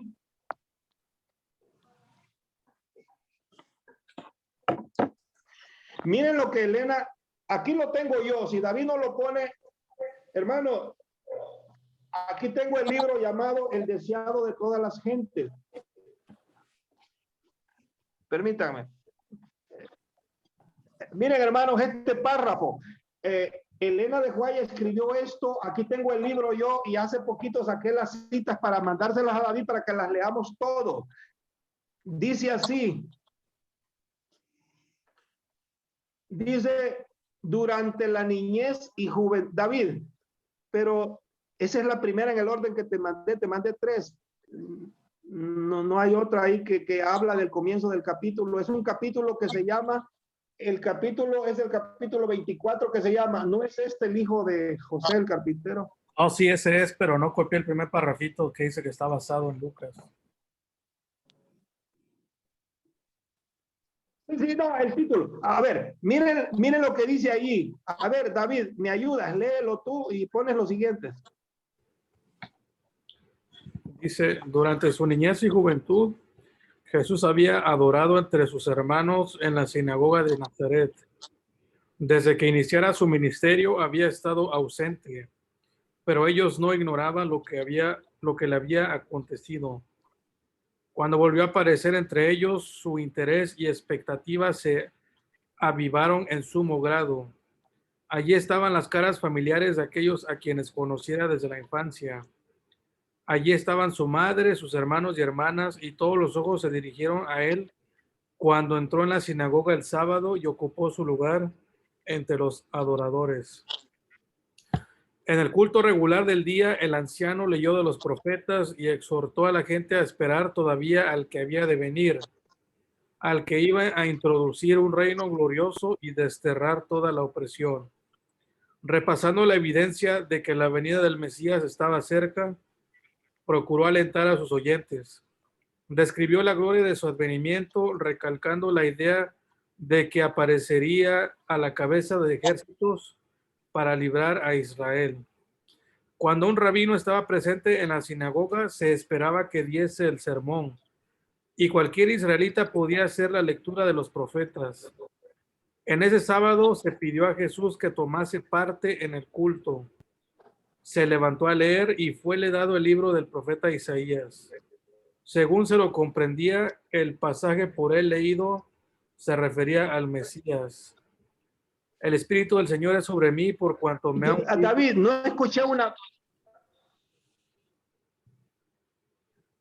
David, pon la cita anterior. No, la que sigue. ¿No?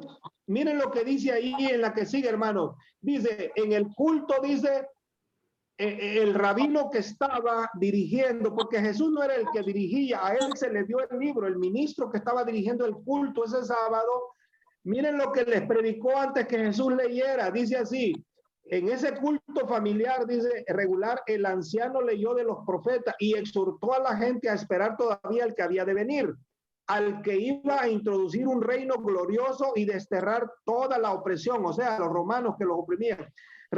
Repasando la evidencia de que la venida del Mesías estaba cerca, procuró animar a sus oyentes, describió la gloria de su advenimiento, recalcando la idea de que aparecería a la cabeza de ejércitos para libertar ¿a quién? Para liberar a Israel. Hermanos, si quita la cita ya, David, lo que les quería decir, hermanos, cuando Jesús llegó ese día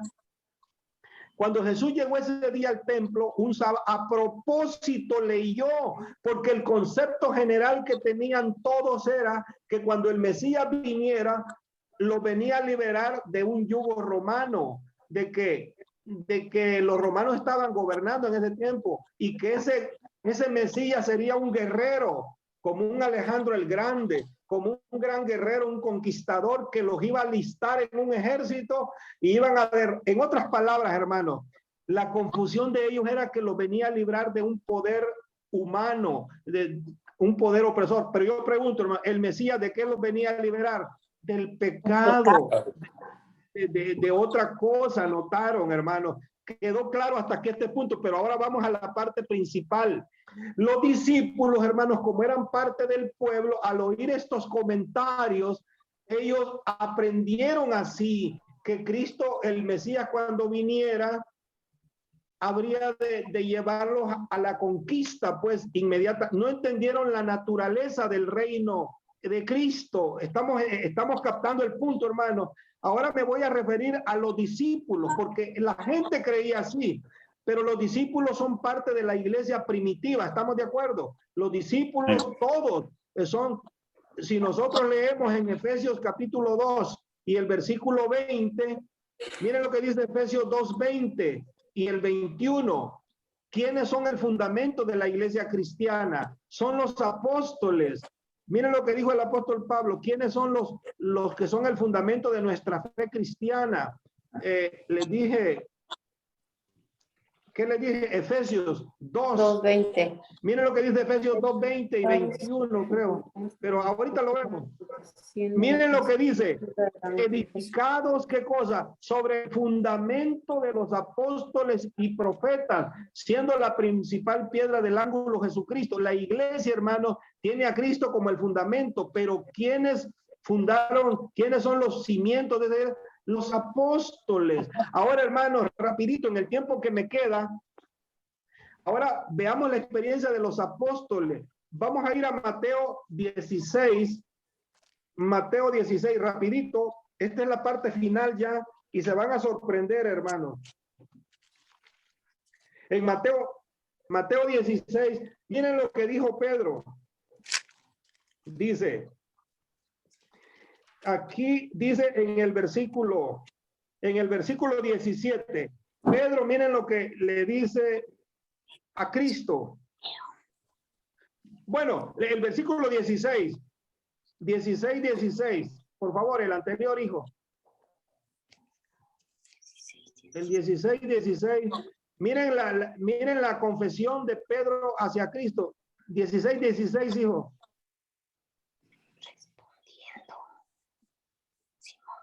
Dice así, miren la respuesta de Pedro, uno de los discípulos. Tú eres el Cristo, el Hijo del Dios viviente. El Cristo es lo mismo que el Mesías, hermanos, el enviado, el que habría de venir. Pedro declara categóricamente que Jesús es el Cristo. Y miren lo que dice el versículo 17. Jesús lo felicita, le dice, bienaventurado eres, Pedro, o Simón, hijo de Jonás, porque no te lo reveló carne ni sangre, sino mi Padre que está en los cielos. En otras palabras, Jesús le dijo, has hablado con autoridad, es la verdad. Pero yo los quiero llevar, hermanos, al versículo Ahora yo los quiero llevar, inmediatamente que Pedro dice eso, miren lo que Jesús dice el versículo 21. Pedro acaba de decir eso, y miren lo que dice el 21. Desde entonces comenzó Jesús a declarar a sus discípulos que le era necesario ir a Jerusalén y padecer mucho de los ancianos, de los principales sacerdotes y de los escribas. Y habría de ser, ¿qué cosa, hermanos?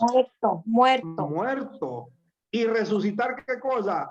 Al tercer día. Y miren lo que dice el versículo. Miren, Jesús menciona la palabra necesario. Ustedes notaron que Jesús dice es necesario. ¿Saben por qué era necesario? La profecía apuntaba que el Mesías habría de morir para darnos perdón de nuestros pecados, como hemos estado repitiendo. Era necesario porque la profecía lo indicaba. Y miren lo que dice el versículo que sigue. Ustedes se van a sorprender, hermanos. Miren lo que Pedro le dice, tomándolo aparte, comenzó a reconvenirle diciéndole, Señor, ten compasión de ti, en ninguna manera esto te acontezca. Yo pregunto, ¿Pedro entendía la misión de Cristo? No. No. Hermanos, Pedro no entendía que para el plan de la salvación el Mesías tenía que morir porque estaba prejuiciado, así había entendido. Y como Cristo dice, Pedro le acaba de decir, tú eres el Mesías, el Cristo. Y ahora Cristo dice, es necesario que yo tenga que morir, pero al tercer día voy a resucitar. Y Pedro que dice, Señor, que no te suceda esto, como diciendo, ¿cómo que vas a morir? Y miren lo que dice el siguiente versículo, cómo le dijo Cristo. Pero Cristo se volvió a Pedro y le dijo, quítate de delante de mí, Satanás. Me eres tropiezo, porque no pones la mira en las cosas de arriba, sino en la de los hombres. Hermanos, Pedro no entendía las cosas espiritualmente, sino los hombres que enseñaban mal. Pedro había entendido mal el plan de la salvación. Hermano, este es un pasaje apenas, pero miren lo que dice en el capítulo 17. En el capítulo 17 nos va a decir lo siguiente. Miren lo que dice el versículo 22 en adelante. Ahí el siguiente capítulo, miren lo que dice del 22 en adelante. Estando ellos en Galilea, Jesús les dijo, el Hijo del Hombre se ha entregado en manos de hombres y le matarán. Mas al tercer día, ¿qué cosa? Resucitarán. Y ellos dicen, se entristecieron en gran manera. Hermanos, les pregunto, Jesús siempre anuncia su muerte y siempre el momento glorioso es que va a resucitar al tercer día. Miren lo que dice en el capítulo 20, versículo 19. 20, vamos a leer 19, leamos desde el versículo 17.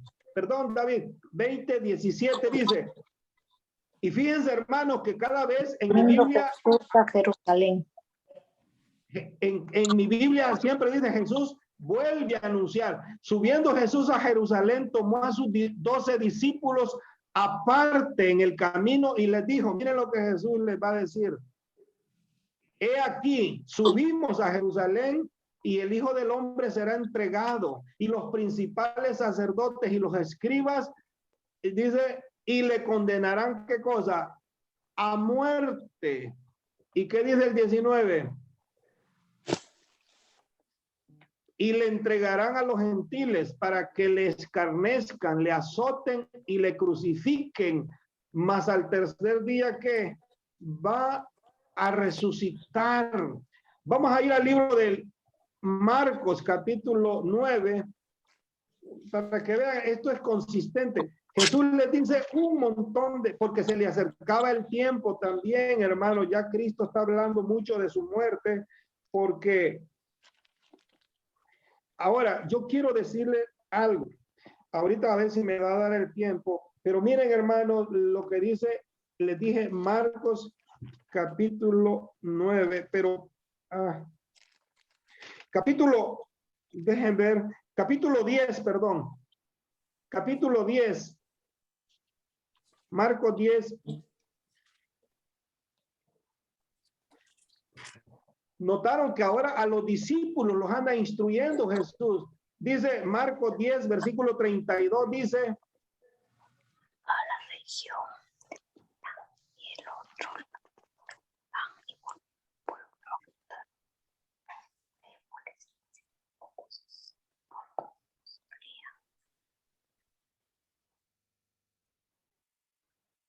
iban por el camino subiendo a Jerusalén y Jesús iba adelante y ellos se asombraron y le seguían con miedo.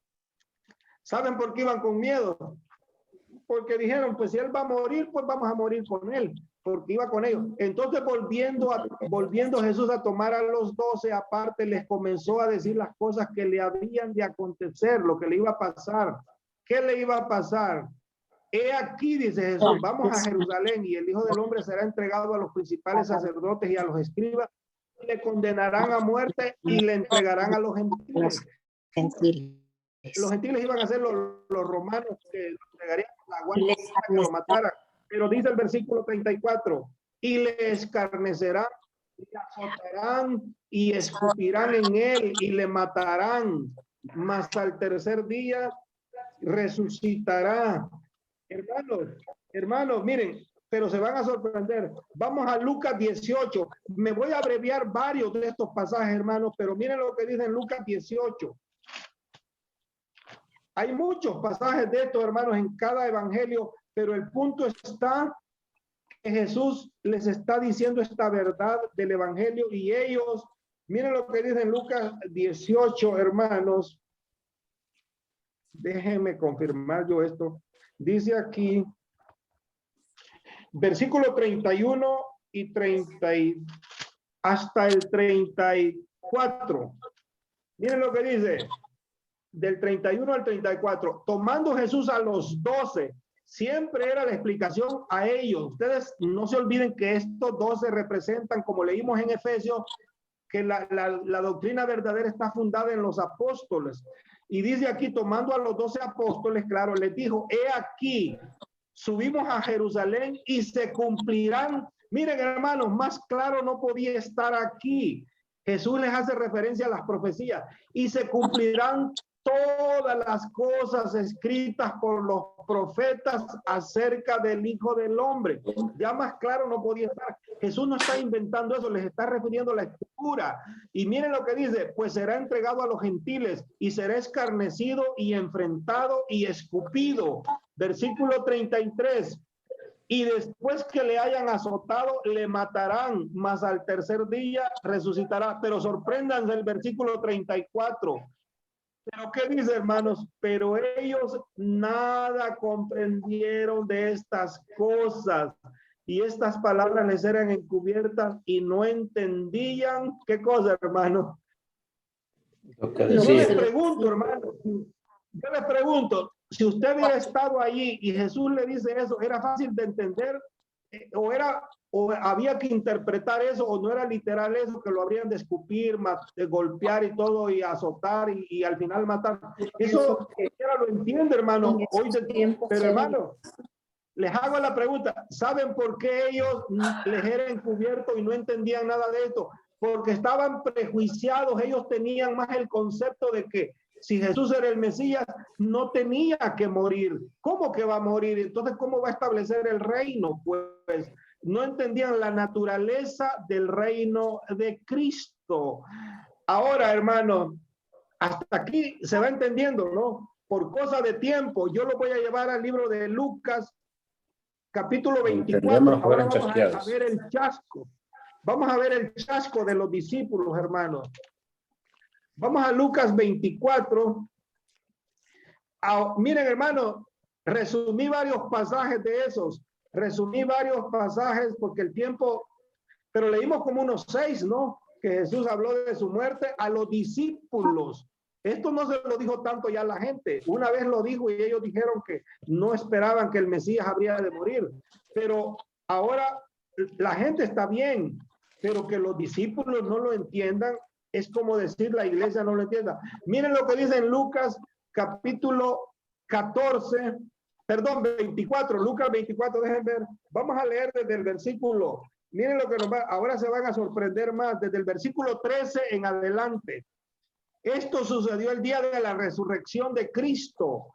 Y dice, he aquí, 2 de ellos iban el mismo día a una aldea llamada Emaús. ¿Quiénes creen que iban? Iban 2 discípulos de Cristo.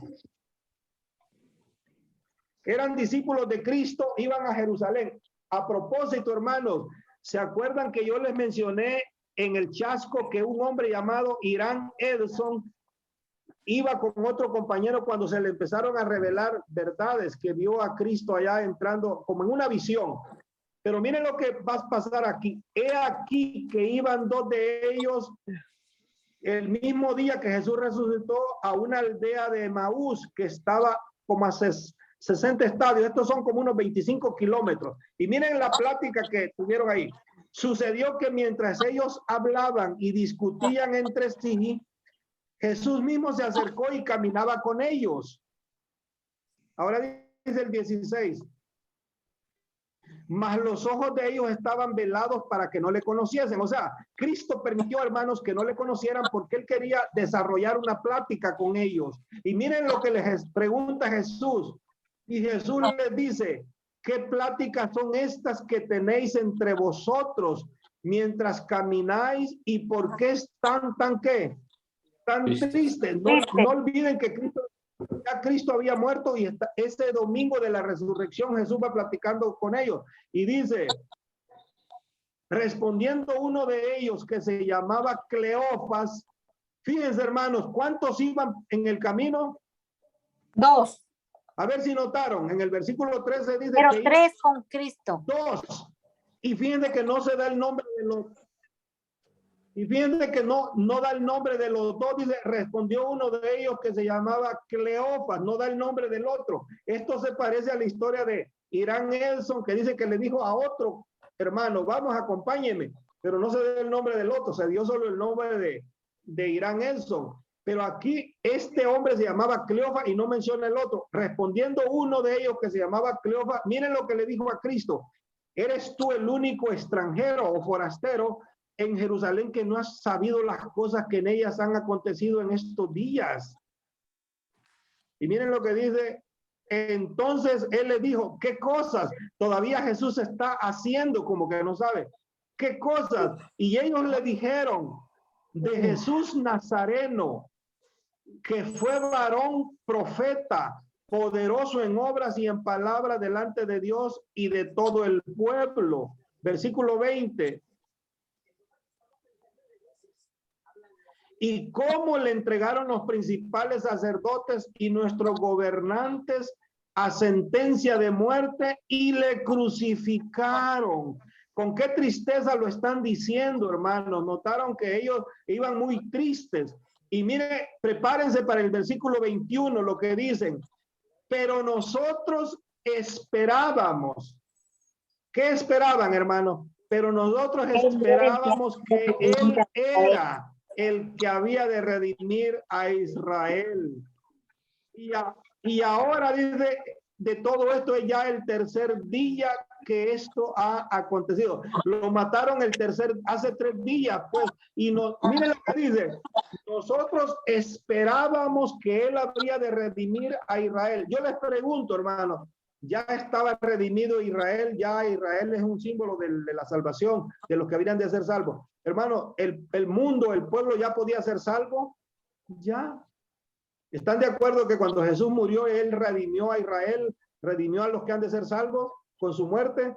Y miren lo que ellos dicen, esperábamos, en otras palabras, hermano, eso se puede interpretar de otra cosa, de otra forma. Nosotros esperamos una cosa y sucedió ¿qué? Otra. Ayúdenme. Notaron que claro está, nosotros esperábamos que él iba a redimir a Israel, pero no lo redimió, es lo que están diciendo. ¿Por qué? ¿Por qué no lo redimió? Porque lo mataron. O sea, ya él no logró redimir a Israel. Y notaron otra cosa, nosotros pensábamos que él era. Ahí lo dice, nosotros esperábamos que él era. En otras palabras, no era él. Será otro.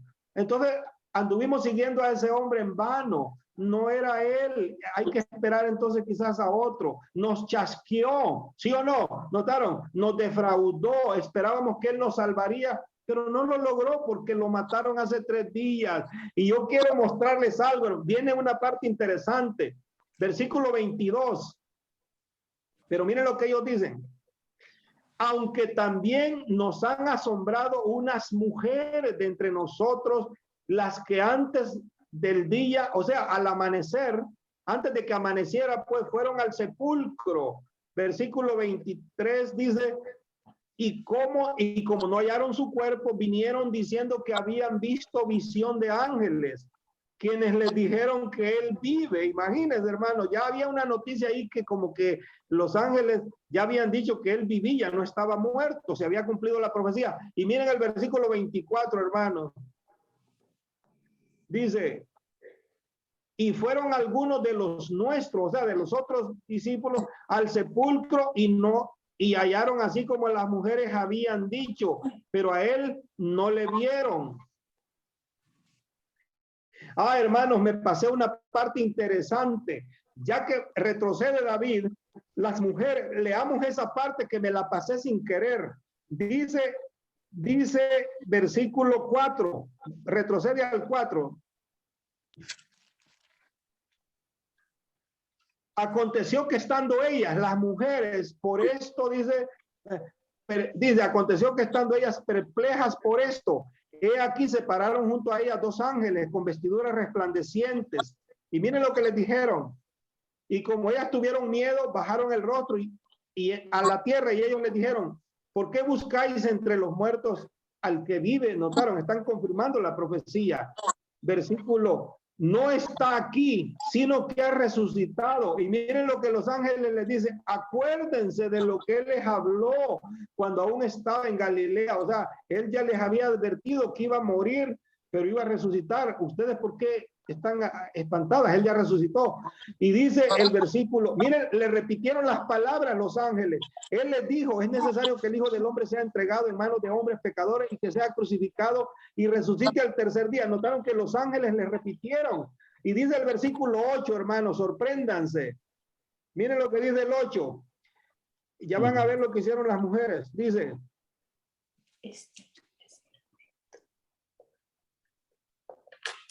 entonces dice el 8, ellas se acordaron de las palabras de Cristo. Y dice el versículo 9, miren lo que dice el 9. Y volviendo del sepulcro, dice el 9,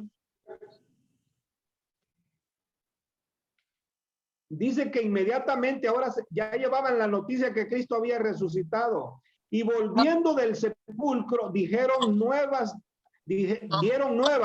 noticias, pues, de todas estas cosas. ¿A quién? A los 11. ¿Quiénes son los 11? Los discípulos por nombre, Pedro, Juan, Santiago. Ya dice 11 porque ya falta Judas. Judas ya se había, en el juicio de Cristo, que se fue y se ahorcó. Entonces, pero quedaron los otros 11. Dice que las mujeres volvieron del sepulcro contentas y dieron las noticias de todas estas cosas a los 11, y había más gente ahí. Y miren, hermanos, sorpréndanse el versículo 10. Bueno, el versículo 10 nos menciona el nombre de las mujeres. Dice, eran fulana y las demás con ellas, quienes dijeron estas cosas. ¿A quién? A los apóstoles. Pero miren lo que dijeron los apóstoles. Sí, nosotros ya entendimos que el Señor ya nos había dicho que iba a resucitar hoy. Miren lo que dijeron los discípulos, hermanos. Mas a los discípulos les parecía, ¿qué cosa? Locura. Las palabras de ellas, y hermanos, ¿qué dice? No las creían. Hermanos, qué bárbaro se puede decir. Jesús había dicho un montón de veces, las escrituras anunciaban la muerte de Cristo, y aún ya había experimentado Jesús la muerte, había resucitado, y dijeron que estas mujeres estaban locas. Allí lo dice, a los discípulos Entre ellos estaba, hermanos, entre ellos estaba Pedro, estaba Juan, el que escribió el Apocalipsis, estaba Pedro, el que había dicho, tú eres el Mesías, el Hijo del Dios viviente, el Cristo. Y Pedro, entre todos los demás, dijeron, están locas estas mujeres, eso no puede ser. No las creían. Ahora al versículo 24, donde nos quedamos, David, donde el versículo 24, donde nos quedamos, miren lo que dijeron ellos. Y algunas de los nuestros fueron al sepulcro y hallaron así como las mujeres habían dicho, pero a él no le vieron. Y hermanos, ya Cristo no aguanta tanta ignorancia. Ya Cristo, hermanos, al oír todo eso, ya no aguanta en su interior tanta ignorancia de las escrituras. Y miren lo que Jesús les dijo a los discípulos, esos que iban camino a Emaús. Entonces Jesús les dice, oh insensatos, necios, tontos. Miren lo que Jesús les dijo, y tardos de corazón para creer lo que los profetas han dicho. Jesús siempre refirió las profecías a la Biblia. Y miren lo que les dice, ¿no era acaso necesario que el Cristo padeciera estas cosas y que entrara en su gloria? Como diciendo, ¿no era acaso necesario que Cristo para entrar en su gloria tenía que morir y ahora ya resucitó glorioso? Y miren lo que dice, y miren lo que hizo Cristo, hermano. Yo les pregunto algo hasta aquí. ¿Los discípulos estaban chasqueados, sí o no? Amén. Sí. Y no solo los dos que iban camino a Emaús, los que estaban en Jerusalén, quedaron allá escondidos por miedo. Hermanos, los discípulos ni uno entendía el tema, y eso que ya se había cumplido la profecía. Ya les había dicho. Ahora miren lo que hizo Cristo, hermano, y comenzando desde Moisés y siguiendo por todos los profetas, les declaraba en todas las escrituras lo que de él decían. Versículo 28. ¿Qué hizo Cristo, hermanos? ¿Le dio un estudio bíblico de las profecías, sí o no? Amén. Y dice que llegaron a la aldea donde iban los hombres estos, y como Jesús hizo que iba de paso, ya les dio un estudio. Dice que el versículo que sigue dice, ellos le pidieron que se quedara con ellos. Sí, pon el que sigue, David. Entonces ellos le obligaron, dice, pero la expresión sería, le rogaron o le pidieron que se quedase con ellos. Y dice, y Jesús se quedó, y aconteció que estando sentados con ellos a la mesa, tomó el pan y lo bendijo, lo partió y les dijo. Les dio. Les fueron abiertos los ojos y le reconocieron, mas él desapareció de su vista, se fue. Pues, hermanos, pregunto, los discípulos le fueron abiertos los ojos más adelante. Ahora, miren lo que ellos dijeron en el versículo 32. En el 32, ellos dijeron, no ardía nuestro corazón en nosotros mientras nos hablaba en el camino y cuando nos abría las escrituras. ¿Qué es lo que pasa cuando se abren las escrituras? Hay gozo en el corazón cuando entendemos la verdad de la palabra de Dios, las profecías. Y miren lo que hicieron los discípulos. Y era, hermanos, este llamado Cleofas y su compañero, ahora que entendieron y supieron que Cristo habría de resucitar y ya lo vieron resucitado, no les importó el cansancio, hermano. Era medianoche y miren lo que hicieron. Levantándose en la misma hora, volvieron a Jerusalén y hallaron a los 11 reunidos y a los que estaban con ellos. Hermano, fueron de regreso. Ahora miren lo que Jesús hace. Versículo 36. Dice, en el versículo 36 dice,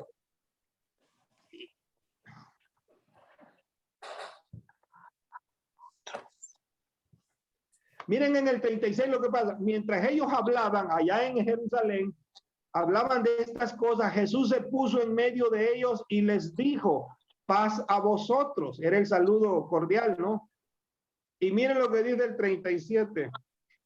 Entonces los discípulos, hermanos, espantados y atemorizados, pensaban que veían ¿qué cosa?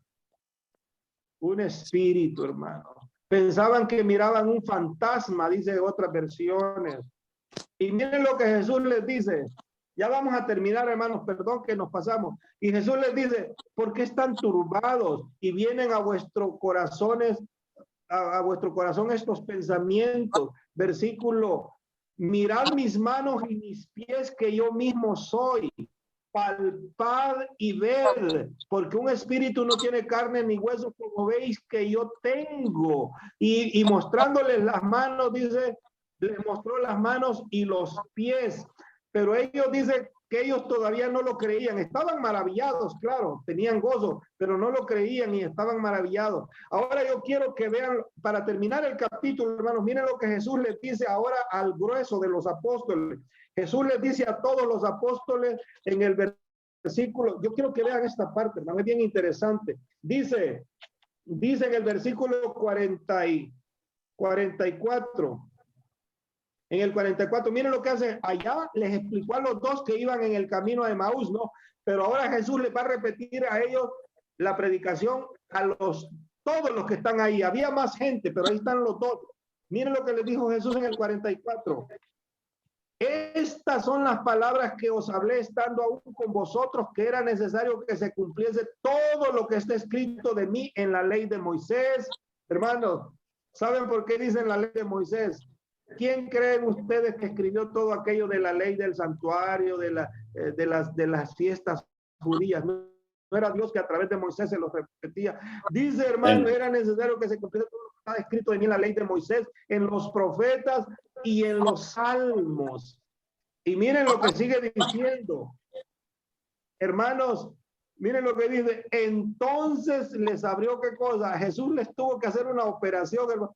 Les abrió el entendimiento para que comprendiesen las escrituras. A ver, los discípulos, hermanos, ¿cuándo comprendieron las verdades de la Biblia? ¿Antes del evento o después? Después. Ya la muerte de Cristo ya Después. Ahora miren cómo termina esta parte. Ya vamos a terminar, aguanten. Y dice el versículo que sigue. Para que comprendiesen las escrituras. Les repite la idea. Así estaba escrito y así fue necesario que el Cristo padeciese y resucitase de los muertos al tercer día y que se predicase, notaron, y que se predicase en su nombre el arrepentimiento y el perdón de pecados en todas las naciones, notaron. Otra vez, miren, ahora se va a predicar no solo aquí en Jerusalén, a todas las naciones se va a predicar de Cristo, dice, el arrepentimiento y la salvación, notaron, el perdón de los pecados, comenzando desde aquí y van a ir a todas las naciones, hermanos, esto es maravilloso. Y miren cómo termina allí. Y luego dice, y vosotros sois testigos de estas cosas. Me detengo aquí, hermanos, y vamos a terminar. Yo creo que ustedes ya captaron la idea. ¿Cuánta similitud? Para terminar ahorita, hermanos, disculpen que me pasé un ratito. Hermanos, ¿cuánta similitud tiene esta experiencia con los mileritas? A ver, repasando rapidito. Los mileritas interpretaron mal un evento, ¿no? La profecía estaba correcta, ¿sí o no? Sí. Cristo, él muere en la fecha exacta que la profecía y las fiestas judías anunciaban. Los discípulos le oyeron a Jesús decir un montón de veces, es necesario que se cumpla lo de los profetas, pero leímos que ellos no entendían esas palabras, porque estaban prejuiciados con el concepto general. Y hermanos, cuando sucedieron las cosas, ellos no las creían, pensaban que estaban locos. A ver, los mileritas, cuando pasó el chasco, ¿cómo se dedicaron a las escrituras? Hermanos, con mucha oración, con ayuno. ¿Y cuándo entendieron lo del santuario purificado? Después del chasco, con los estudios de la Biblia. Fue necesario que Cristo les abriera el entendimiento. ¿Qué hizo Cristo con los apóstoles, hermanos? Les abrió el entendimiento. Y dice que ¿cuánto de la Biblia les mostró Jesús para explicar de que todo estaba en la Biblia? Desde Génesis hasta Malaquías, en aquel tiempo, todo estaba relatado ahí. Y los mileritas, hermanos, agarraron toda la Biblia para estudiar con mucha oración, ruego, ayuno. Y hermanos, Dios les reveló la verdad después. Y notaron que a los mileritas, Dios les dijo, una vez que comprendan, van a predicar a toda nación, tribu, lengua y pueblo. Lo leímos, ¿no? Y hermanos, la iglesia adventista hoy está predicando la verdad del juicio que es la última etapa y hay que prepararse porque después del juicio, ahora sí viene la segunda venida para que el que esté preparado sea salvo. Los discípulos, después de que entendieron, después de sus hermanos, o ustedes dudan que los discípulos se chasquearon en ocasión de la muerte de Cristo, hermanos, el que diga que no, tendría que no haber entendido el tema de hoy. Hermanos, los discípulos estaban muertos, deseaban morirse también cuando Jesús murió aquel viernes de tarde. ¿Sabían ustedes que ese sábado que Jesús estuvo en el sepulcro fue el sábado más amargo? Porque cuando Jesús murió al final del viernes, el siguiente día fue el sábado. Ese sábado, ¿ustedes creen que los discípulos fueron a la sinagoga, al servicio, al culto? Estaban de muerte, deseaban que la tierra se los tragara, como se dice. ¿Qué le iban a decir al mundo ahora? Ese hombre que anduvimos siguiendo, mira, se murió. ¿Qué cara le iban a dar a los amigos a decirles qué había pasado? No entendían. Y miren, hermano, notaron que Cristo cuando les explicó, les dijo, ahora que el Hijo de Dios tenía que morir y ustedes son testigos de estas cosas, como diciendo, ya no tienen que dudar. Y luego les dice, y es necesario que se predique del evangelio, del perdón de Cristo. ¿A dónde les dijo? A todas las naciones. Hermano, les hago para terminar, el tiempo ya nos ganó. Pero pregunto, ¿estuvo interesante el tema de hoy, hermano? Sí. Amén. Hermano Celaya, me gustaría que le pregunten los sobrinos a Efraín y a Roberto si entendieron. Me están escuchando, yo sé. Hermanos, ¿se acuerdan que yo les dije, esperen que explique algo más? Porque ustedes me preguntaban cosas como de estas antes. Pero hermanos, si los mileritas se chasquearon y por eso los descartamos, no sirve eso, se equivocaron. Y me preguntan, ¿acaso no habían dicho que el día y la hora no la sabía? Estaba escrito, pero ellos, como tenían ese concepto, los discípulos, ¿cuántas veces les dijo Cristo que él tenía que morir? Y aun cuando murió, no lo creían, hermanos. Así que si descartamos a la iglesia adventista que surgió de ese chasco, hermanos, los discípulos hay que descartar a toda la iglesia en general, porque la iglesia primitiva de los apóstoles está cimentada en un tremendo chasco, y de ese chasco se repusieron con el estudio de la palabra de Dios. O solo yo encuentro similitud en estos dos casos, o usted lo encuentra también. ¿Qué dice Efraín? Hermano No está explicado. Hermano Efraín, entendimos el tema de hoy, ¿verdad? Yo creo que sí. Sí, lo entendí bien. Hermano Roberto, también te queda claro, porque hermano, a mí lo que me gusta es que quede claro, no que quedemos diciendo, no me queda claro todavía. Hermano, aunque sean 4 o 6 de ustedes, yo quiero que los 6 aprendan bien esta verdad, porque el día de mañana van a tener que dar fe ustedes también del mensaje adventista, que así se dio en sus inicios, pero estaba profetizado. Notaron, Jesús les abrió el entendimiento a los discípulos. Los mileritas se les abrió el entendimiento después. Hermano, esto es una copia. Y no me digan que el chasco de los discípulos era chiquito chasco. Fue un gran chasco también. Todos deseaban morirse, como se dice, hermano. Pero una vez que Cristo les explicó, ahora estaban listos. Después del chasco, ellos se pusieron a predicar, ¿sí o no? ¿Notaron? Los apóstoles, cuando estaban chasqueados, ¿qué podían predicar? Ese fin de semana, ¿a quién le podían hablar de Cristo? Estaban deseando olvidar el tema, pero después que Cristo les explicó y todo, entonces ellos se pusieron a predicar las buenas nuevas de salvación. Lo mismo que los mileritas, ahora que entendieron el tema, ya se pusieron a hablar de que estamos en el tiempo del juicio y con autoridad, porque si nos preguntan a los adventistas, ¿cómo sabes tú que ya empezó el juicio? Tenemos una fecha que allí comenzó y tenemos la base bíblica para demostrarlo. ¿Entienden lo que es la iglesia adventista? Un movimiento que Dios levantó, aunque se chasqueó, pero entendieron el tema y ahora estamos en todo el mundo. La iglesia adventista es una iglesia mundial. Hay adventistas japoneses, chinos, en la India. Mencióneme, hay países donde es un poco difícil porque son países comunistas, como Corea del Norte, pero ya hay presencia adventista. O Corea del Sur, ¿cuál es la comunista de las dos Coreas? Norte. Bueno, Norte. las dos dijeron que Bueno, Norte. la Corea del Norte, ¿verdad? Y también hay una nación que se llama Laos. Y hermanos, todos esos países comunistas donde no entra el evangelio porque ahí hay opresión, pero la iglesia ahí está.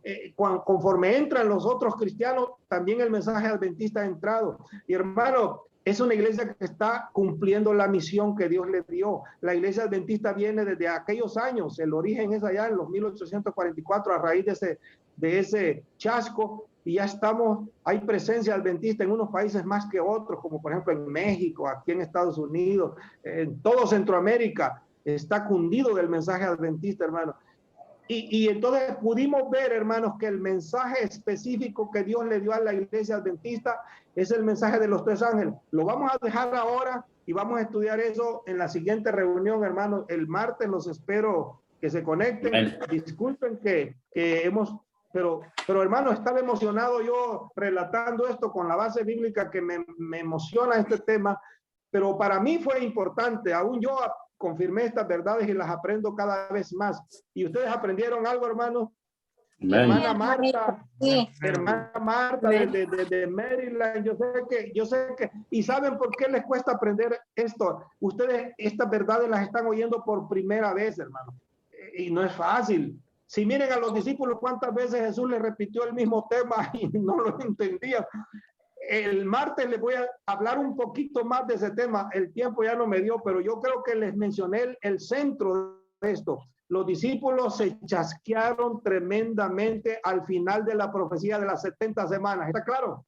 Sí. Y los milenitas se chasquearon al final del resto de la profecía de los 2300 años. Así que la profecía de los 2300 incluía dos chascos, uno de los apóstoles y otro de los mileritas en el mismo tema de la purificación del santuario y la primera venida de Cristo. Hermanos, vamos a terminar. Si les quedan preguntas, por respeto, se ha hecho tarde, hermano. Por respeto, vamos a terminar. Apúntenla para que no se lo olvide y me la hacen al comienzo del martes. ¿Qué les parece?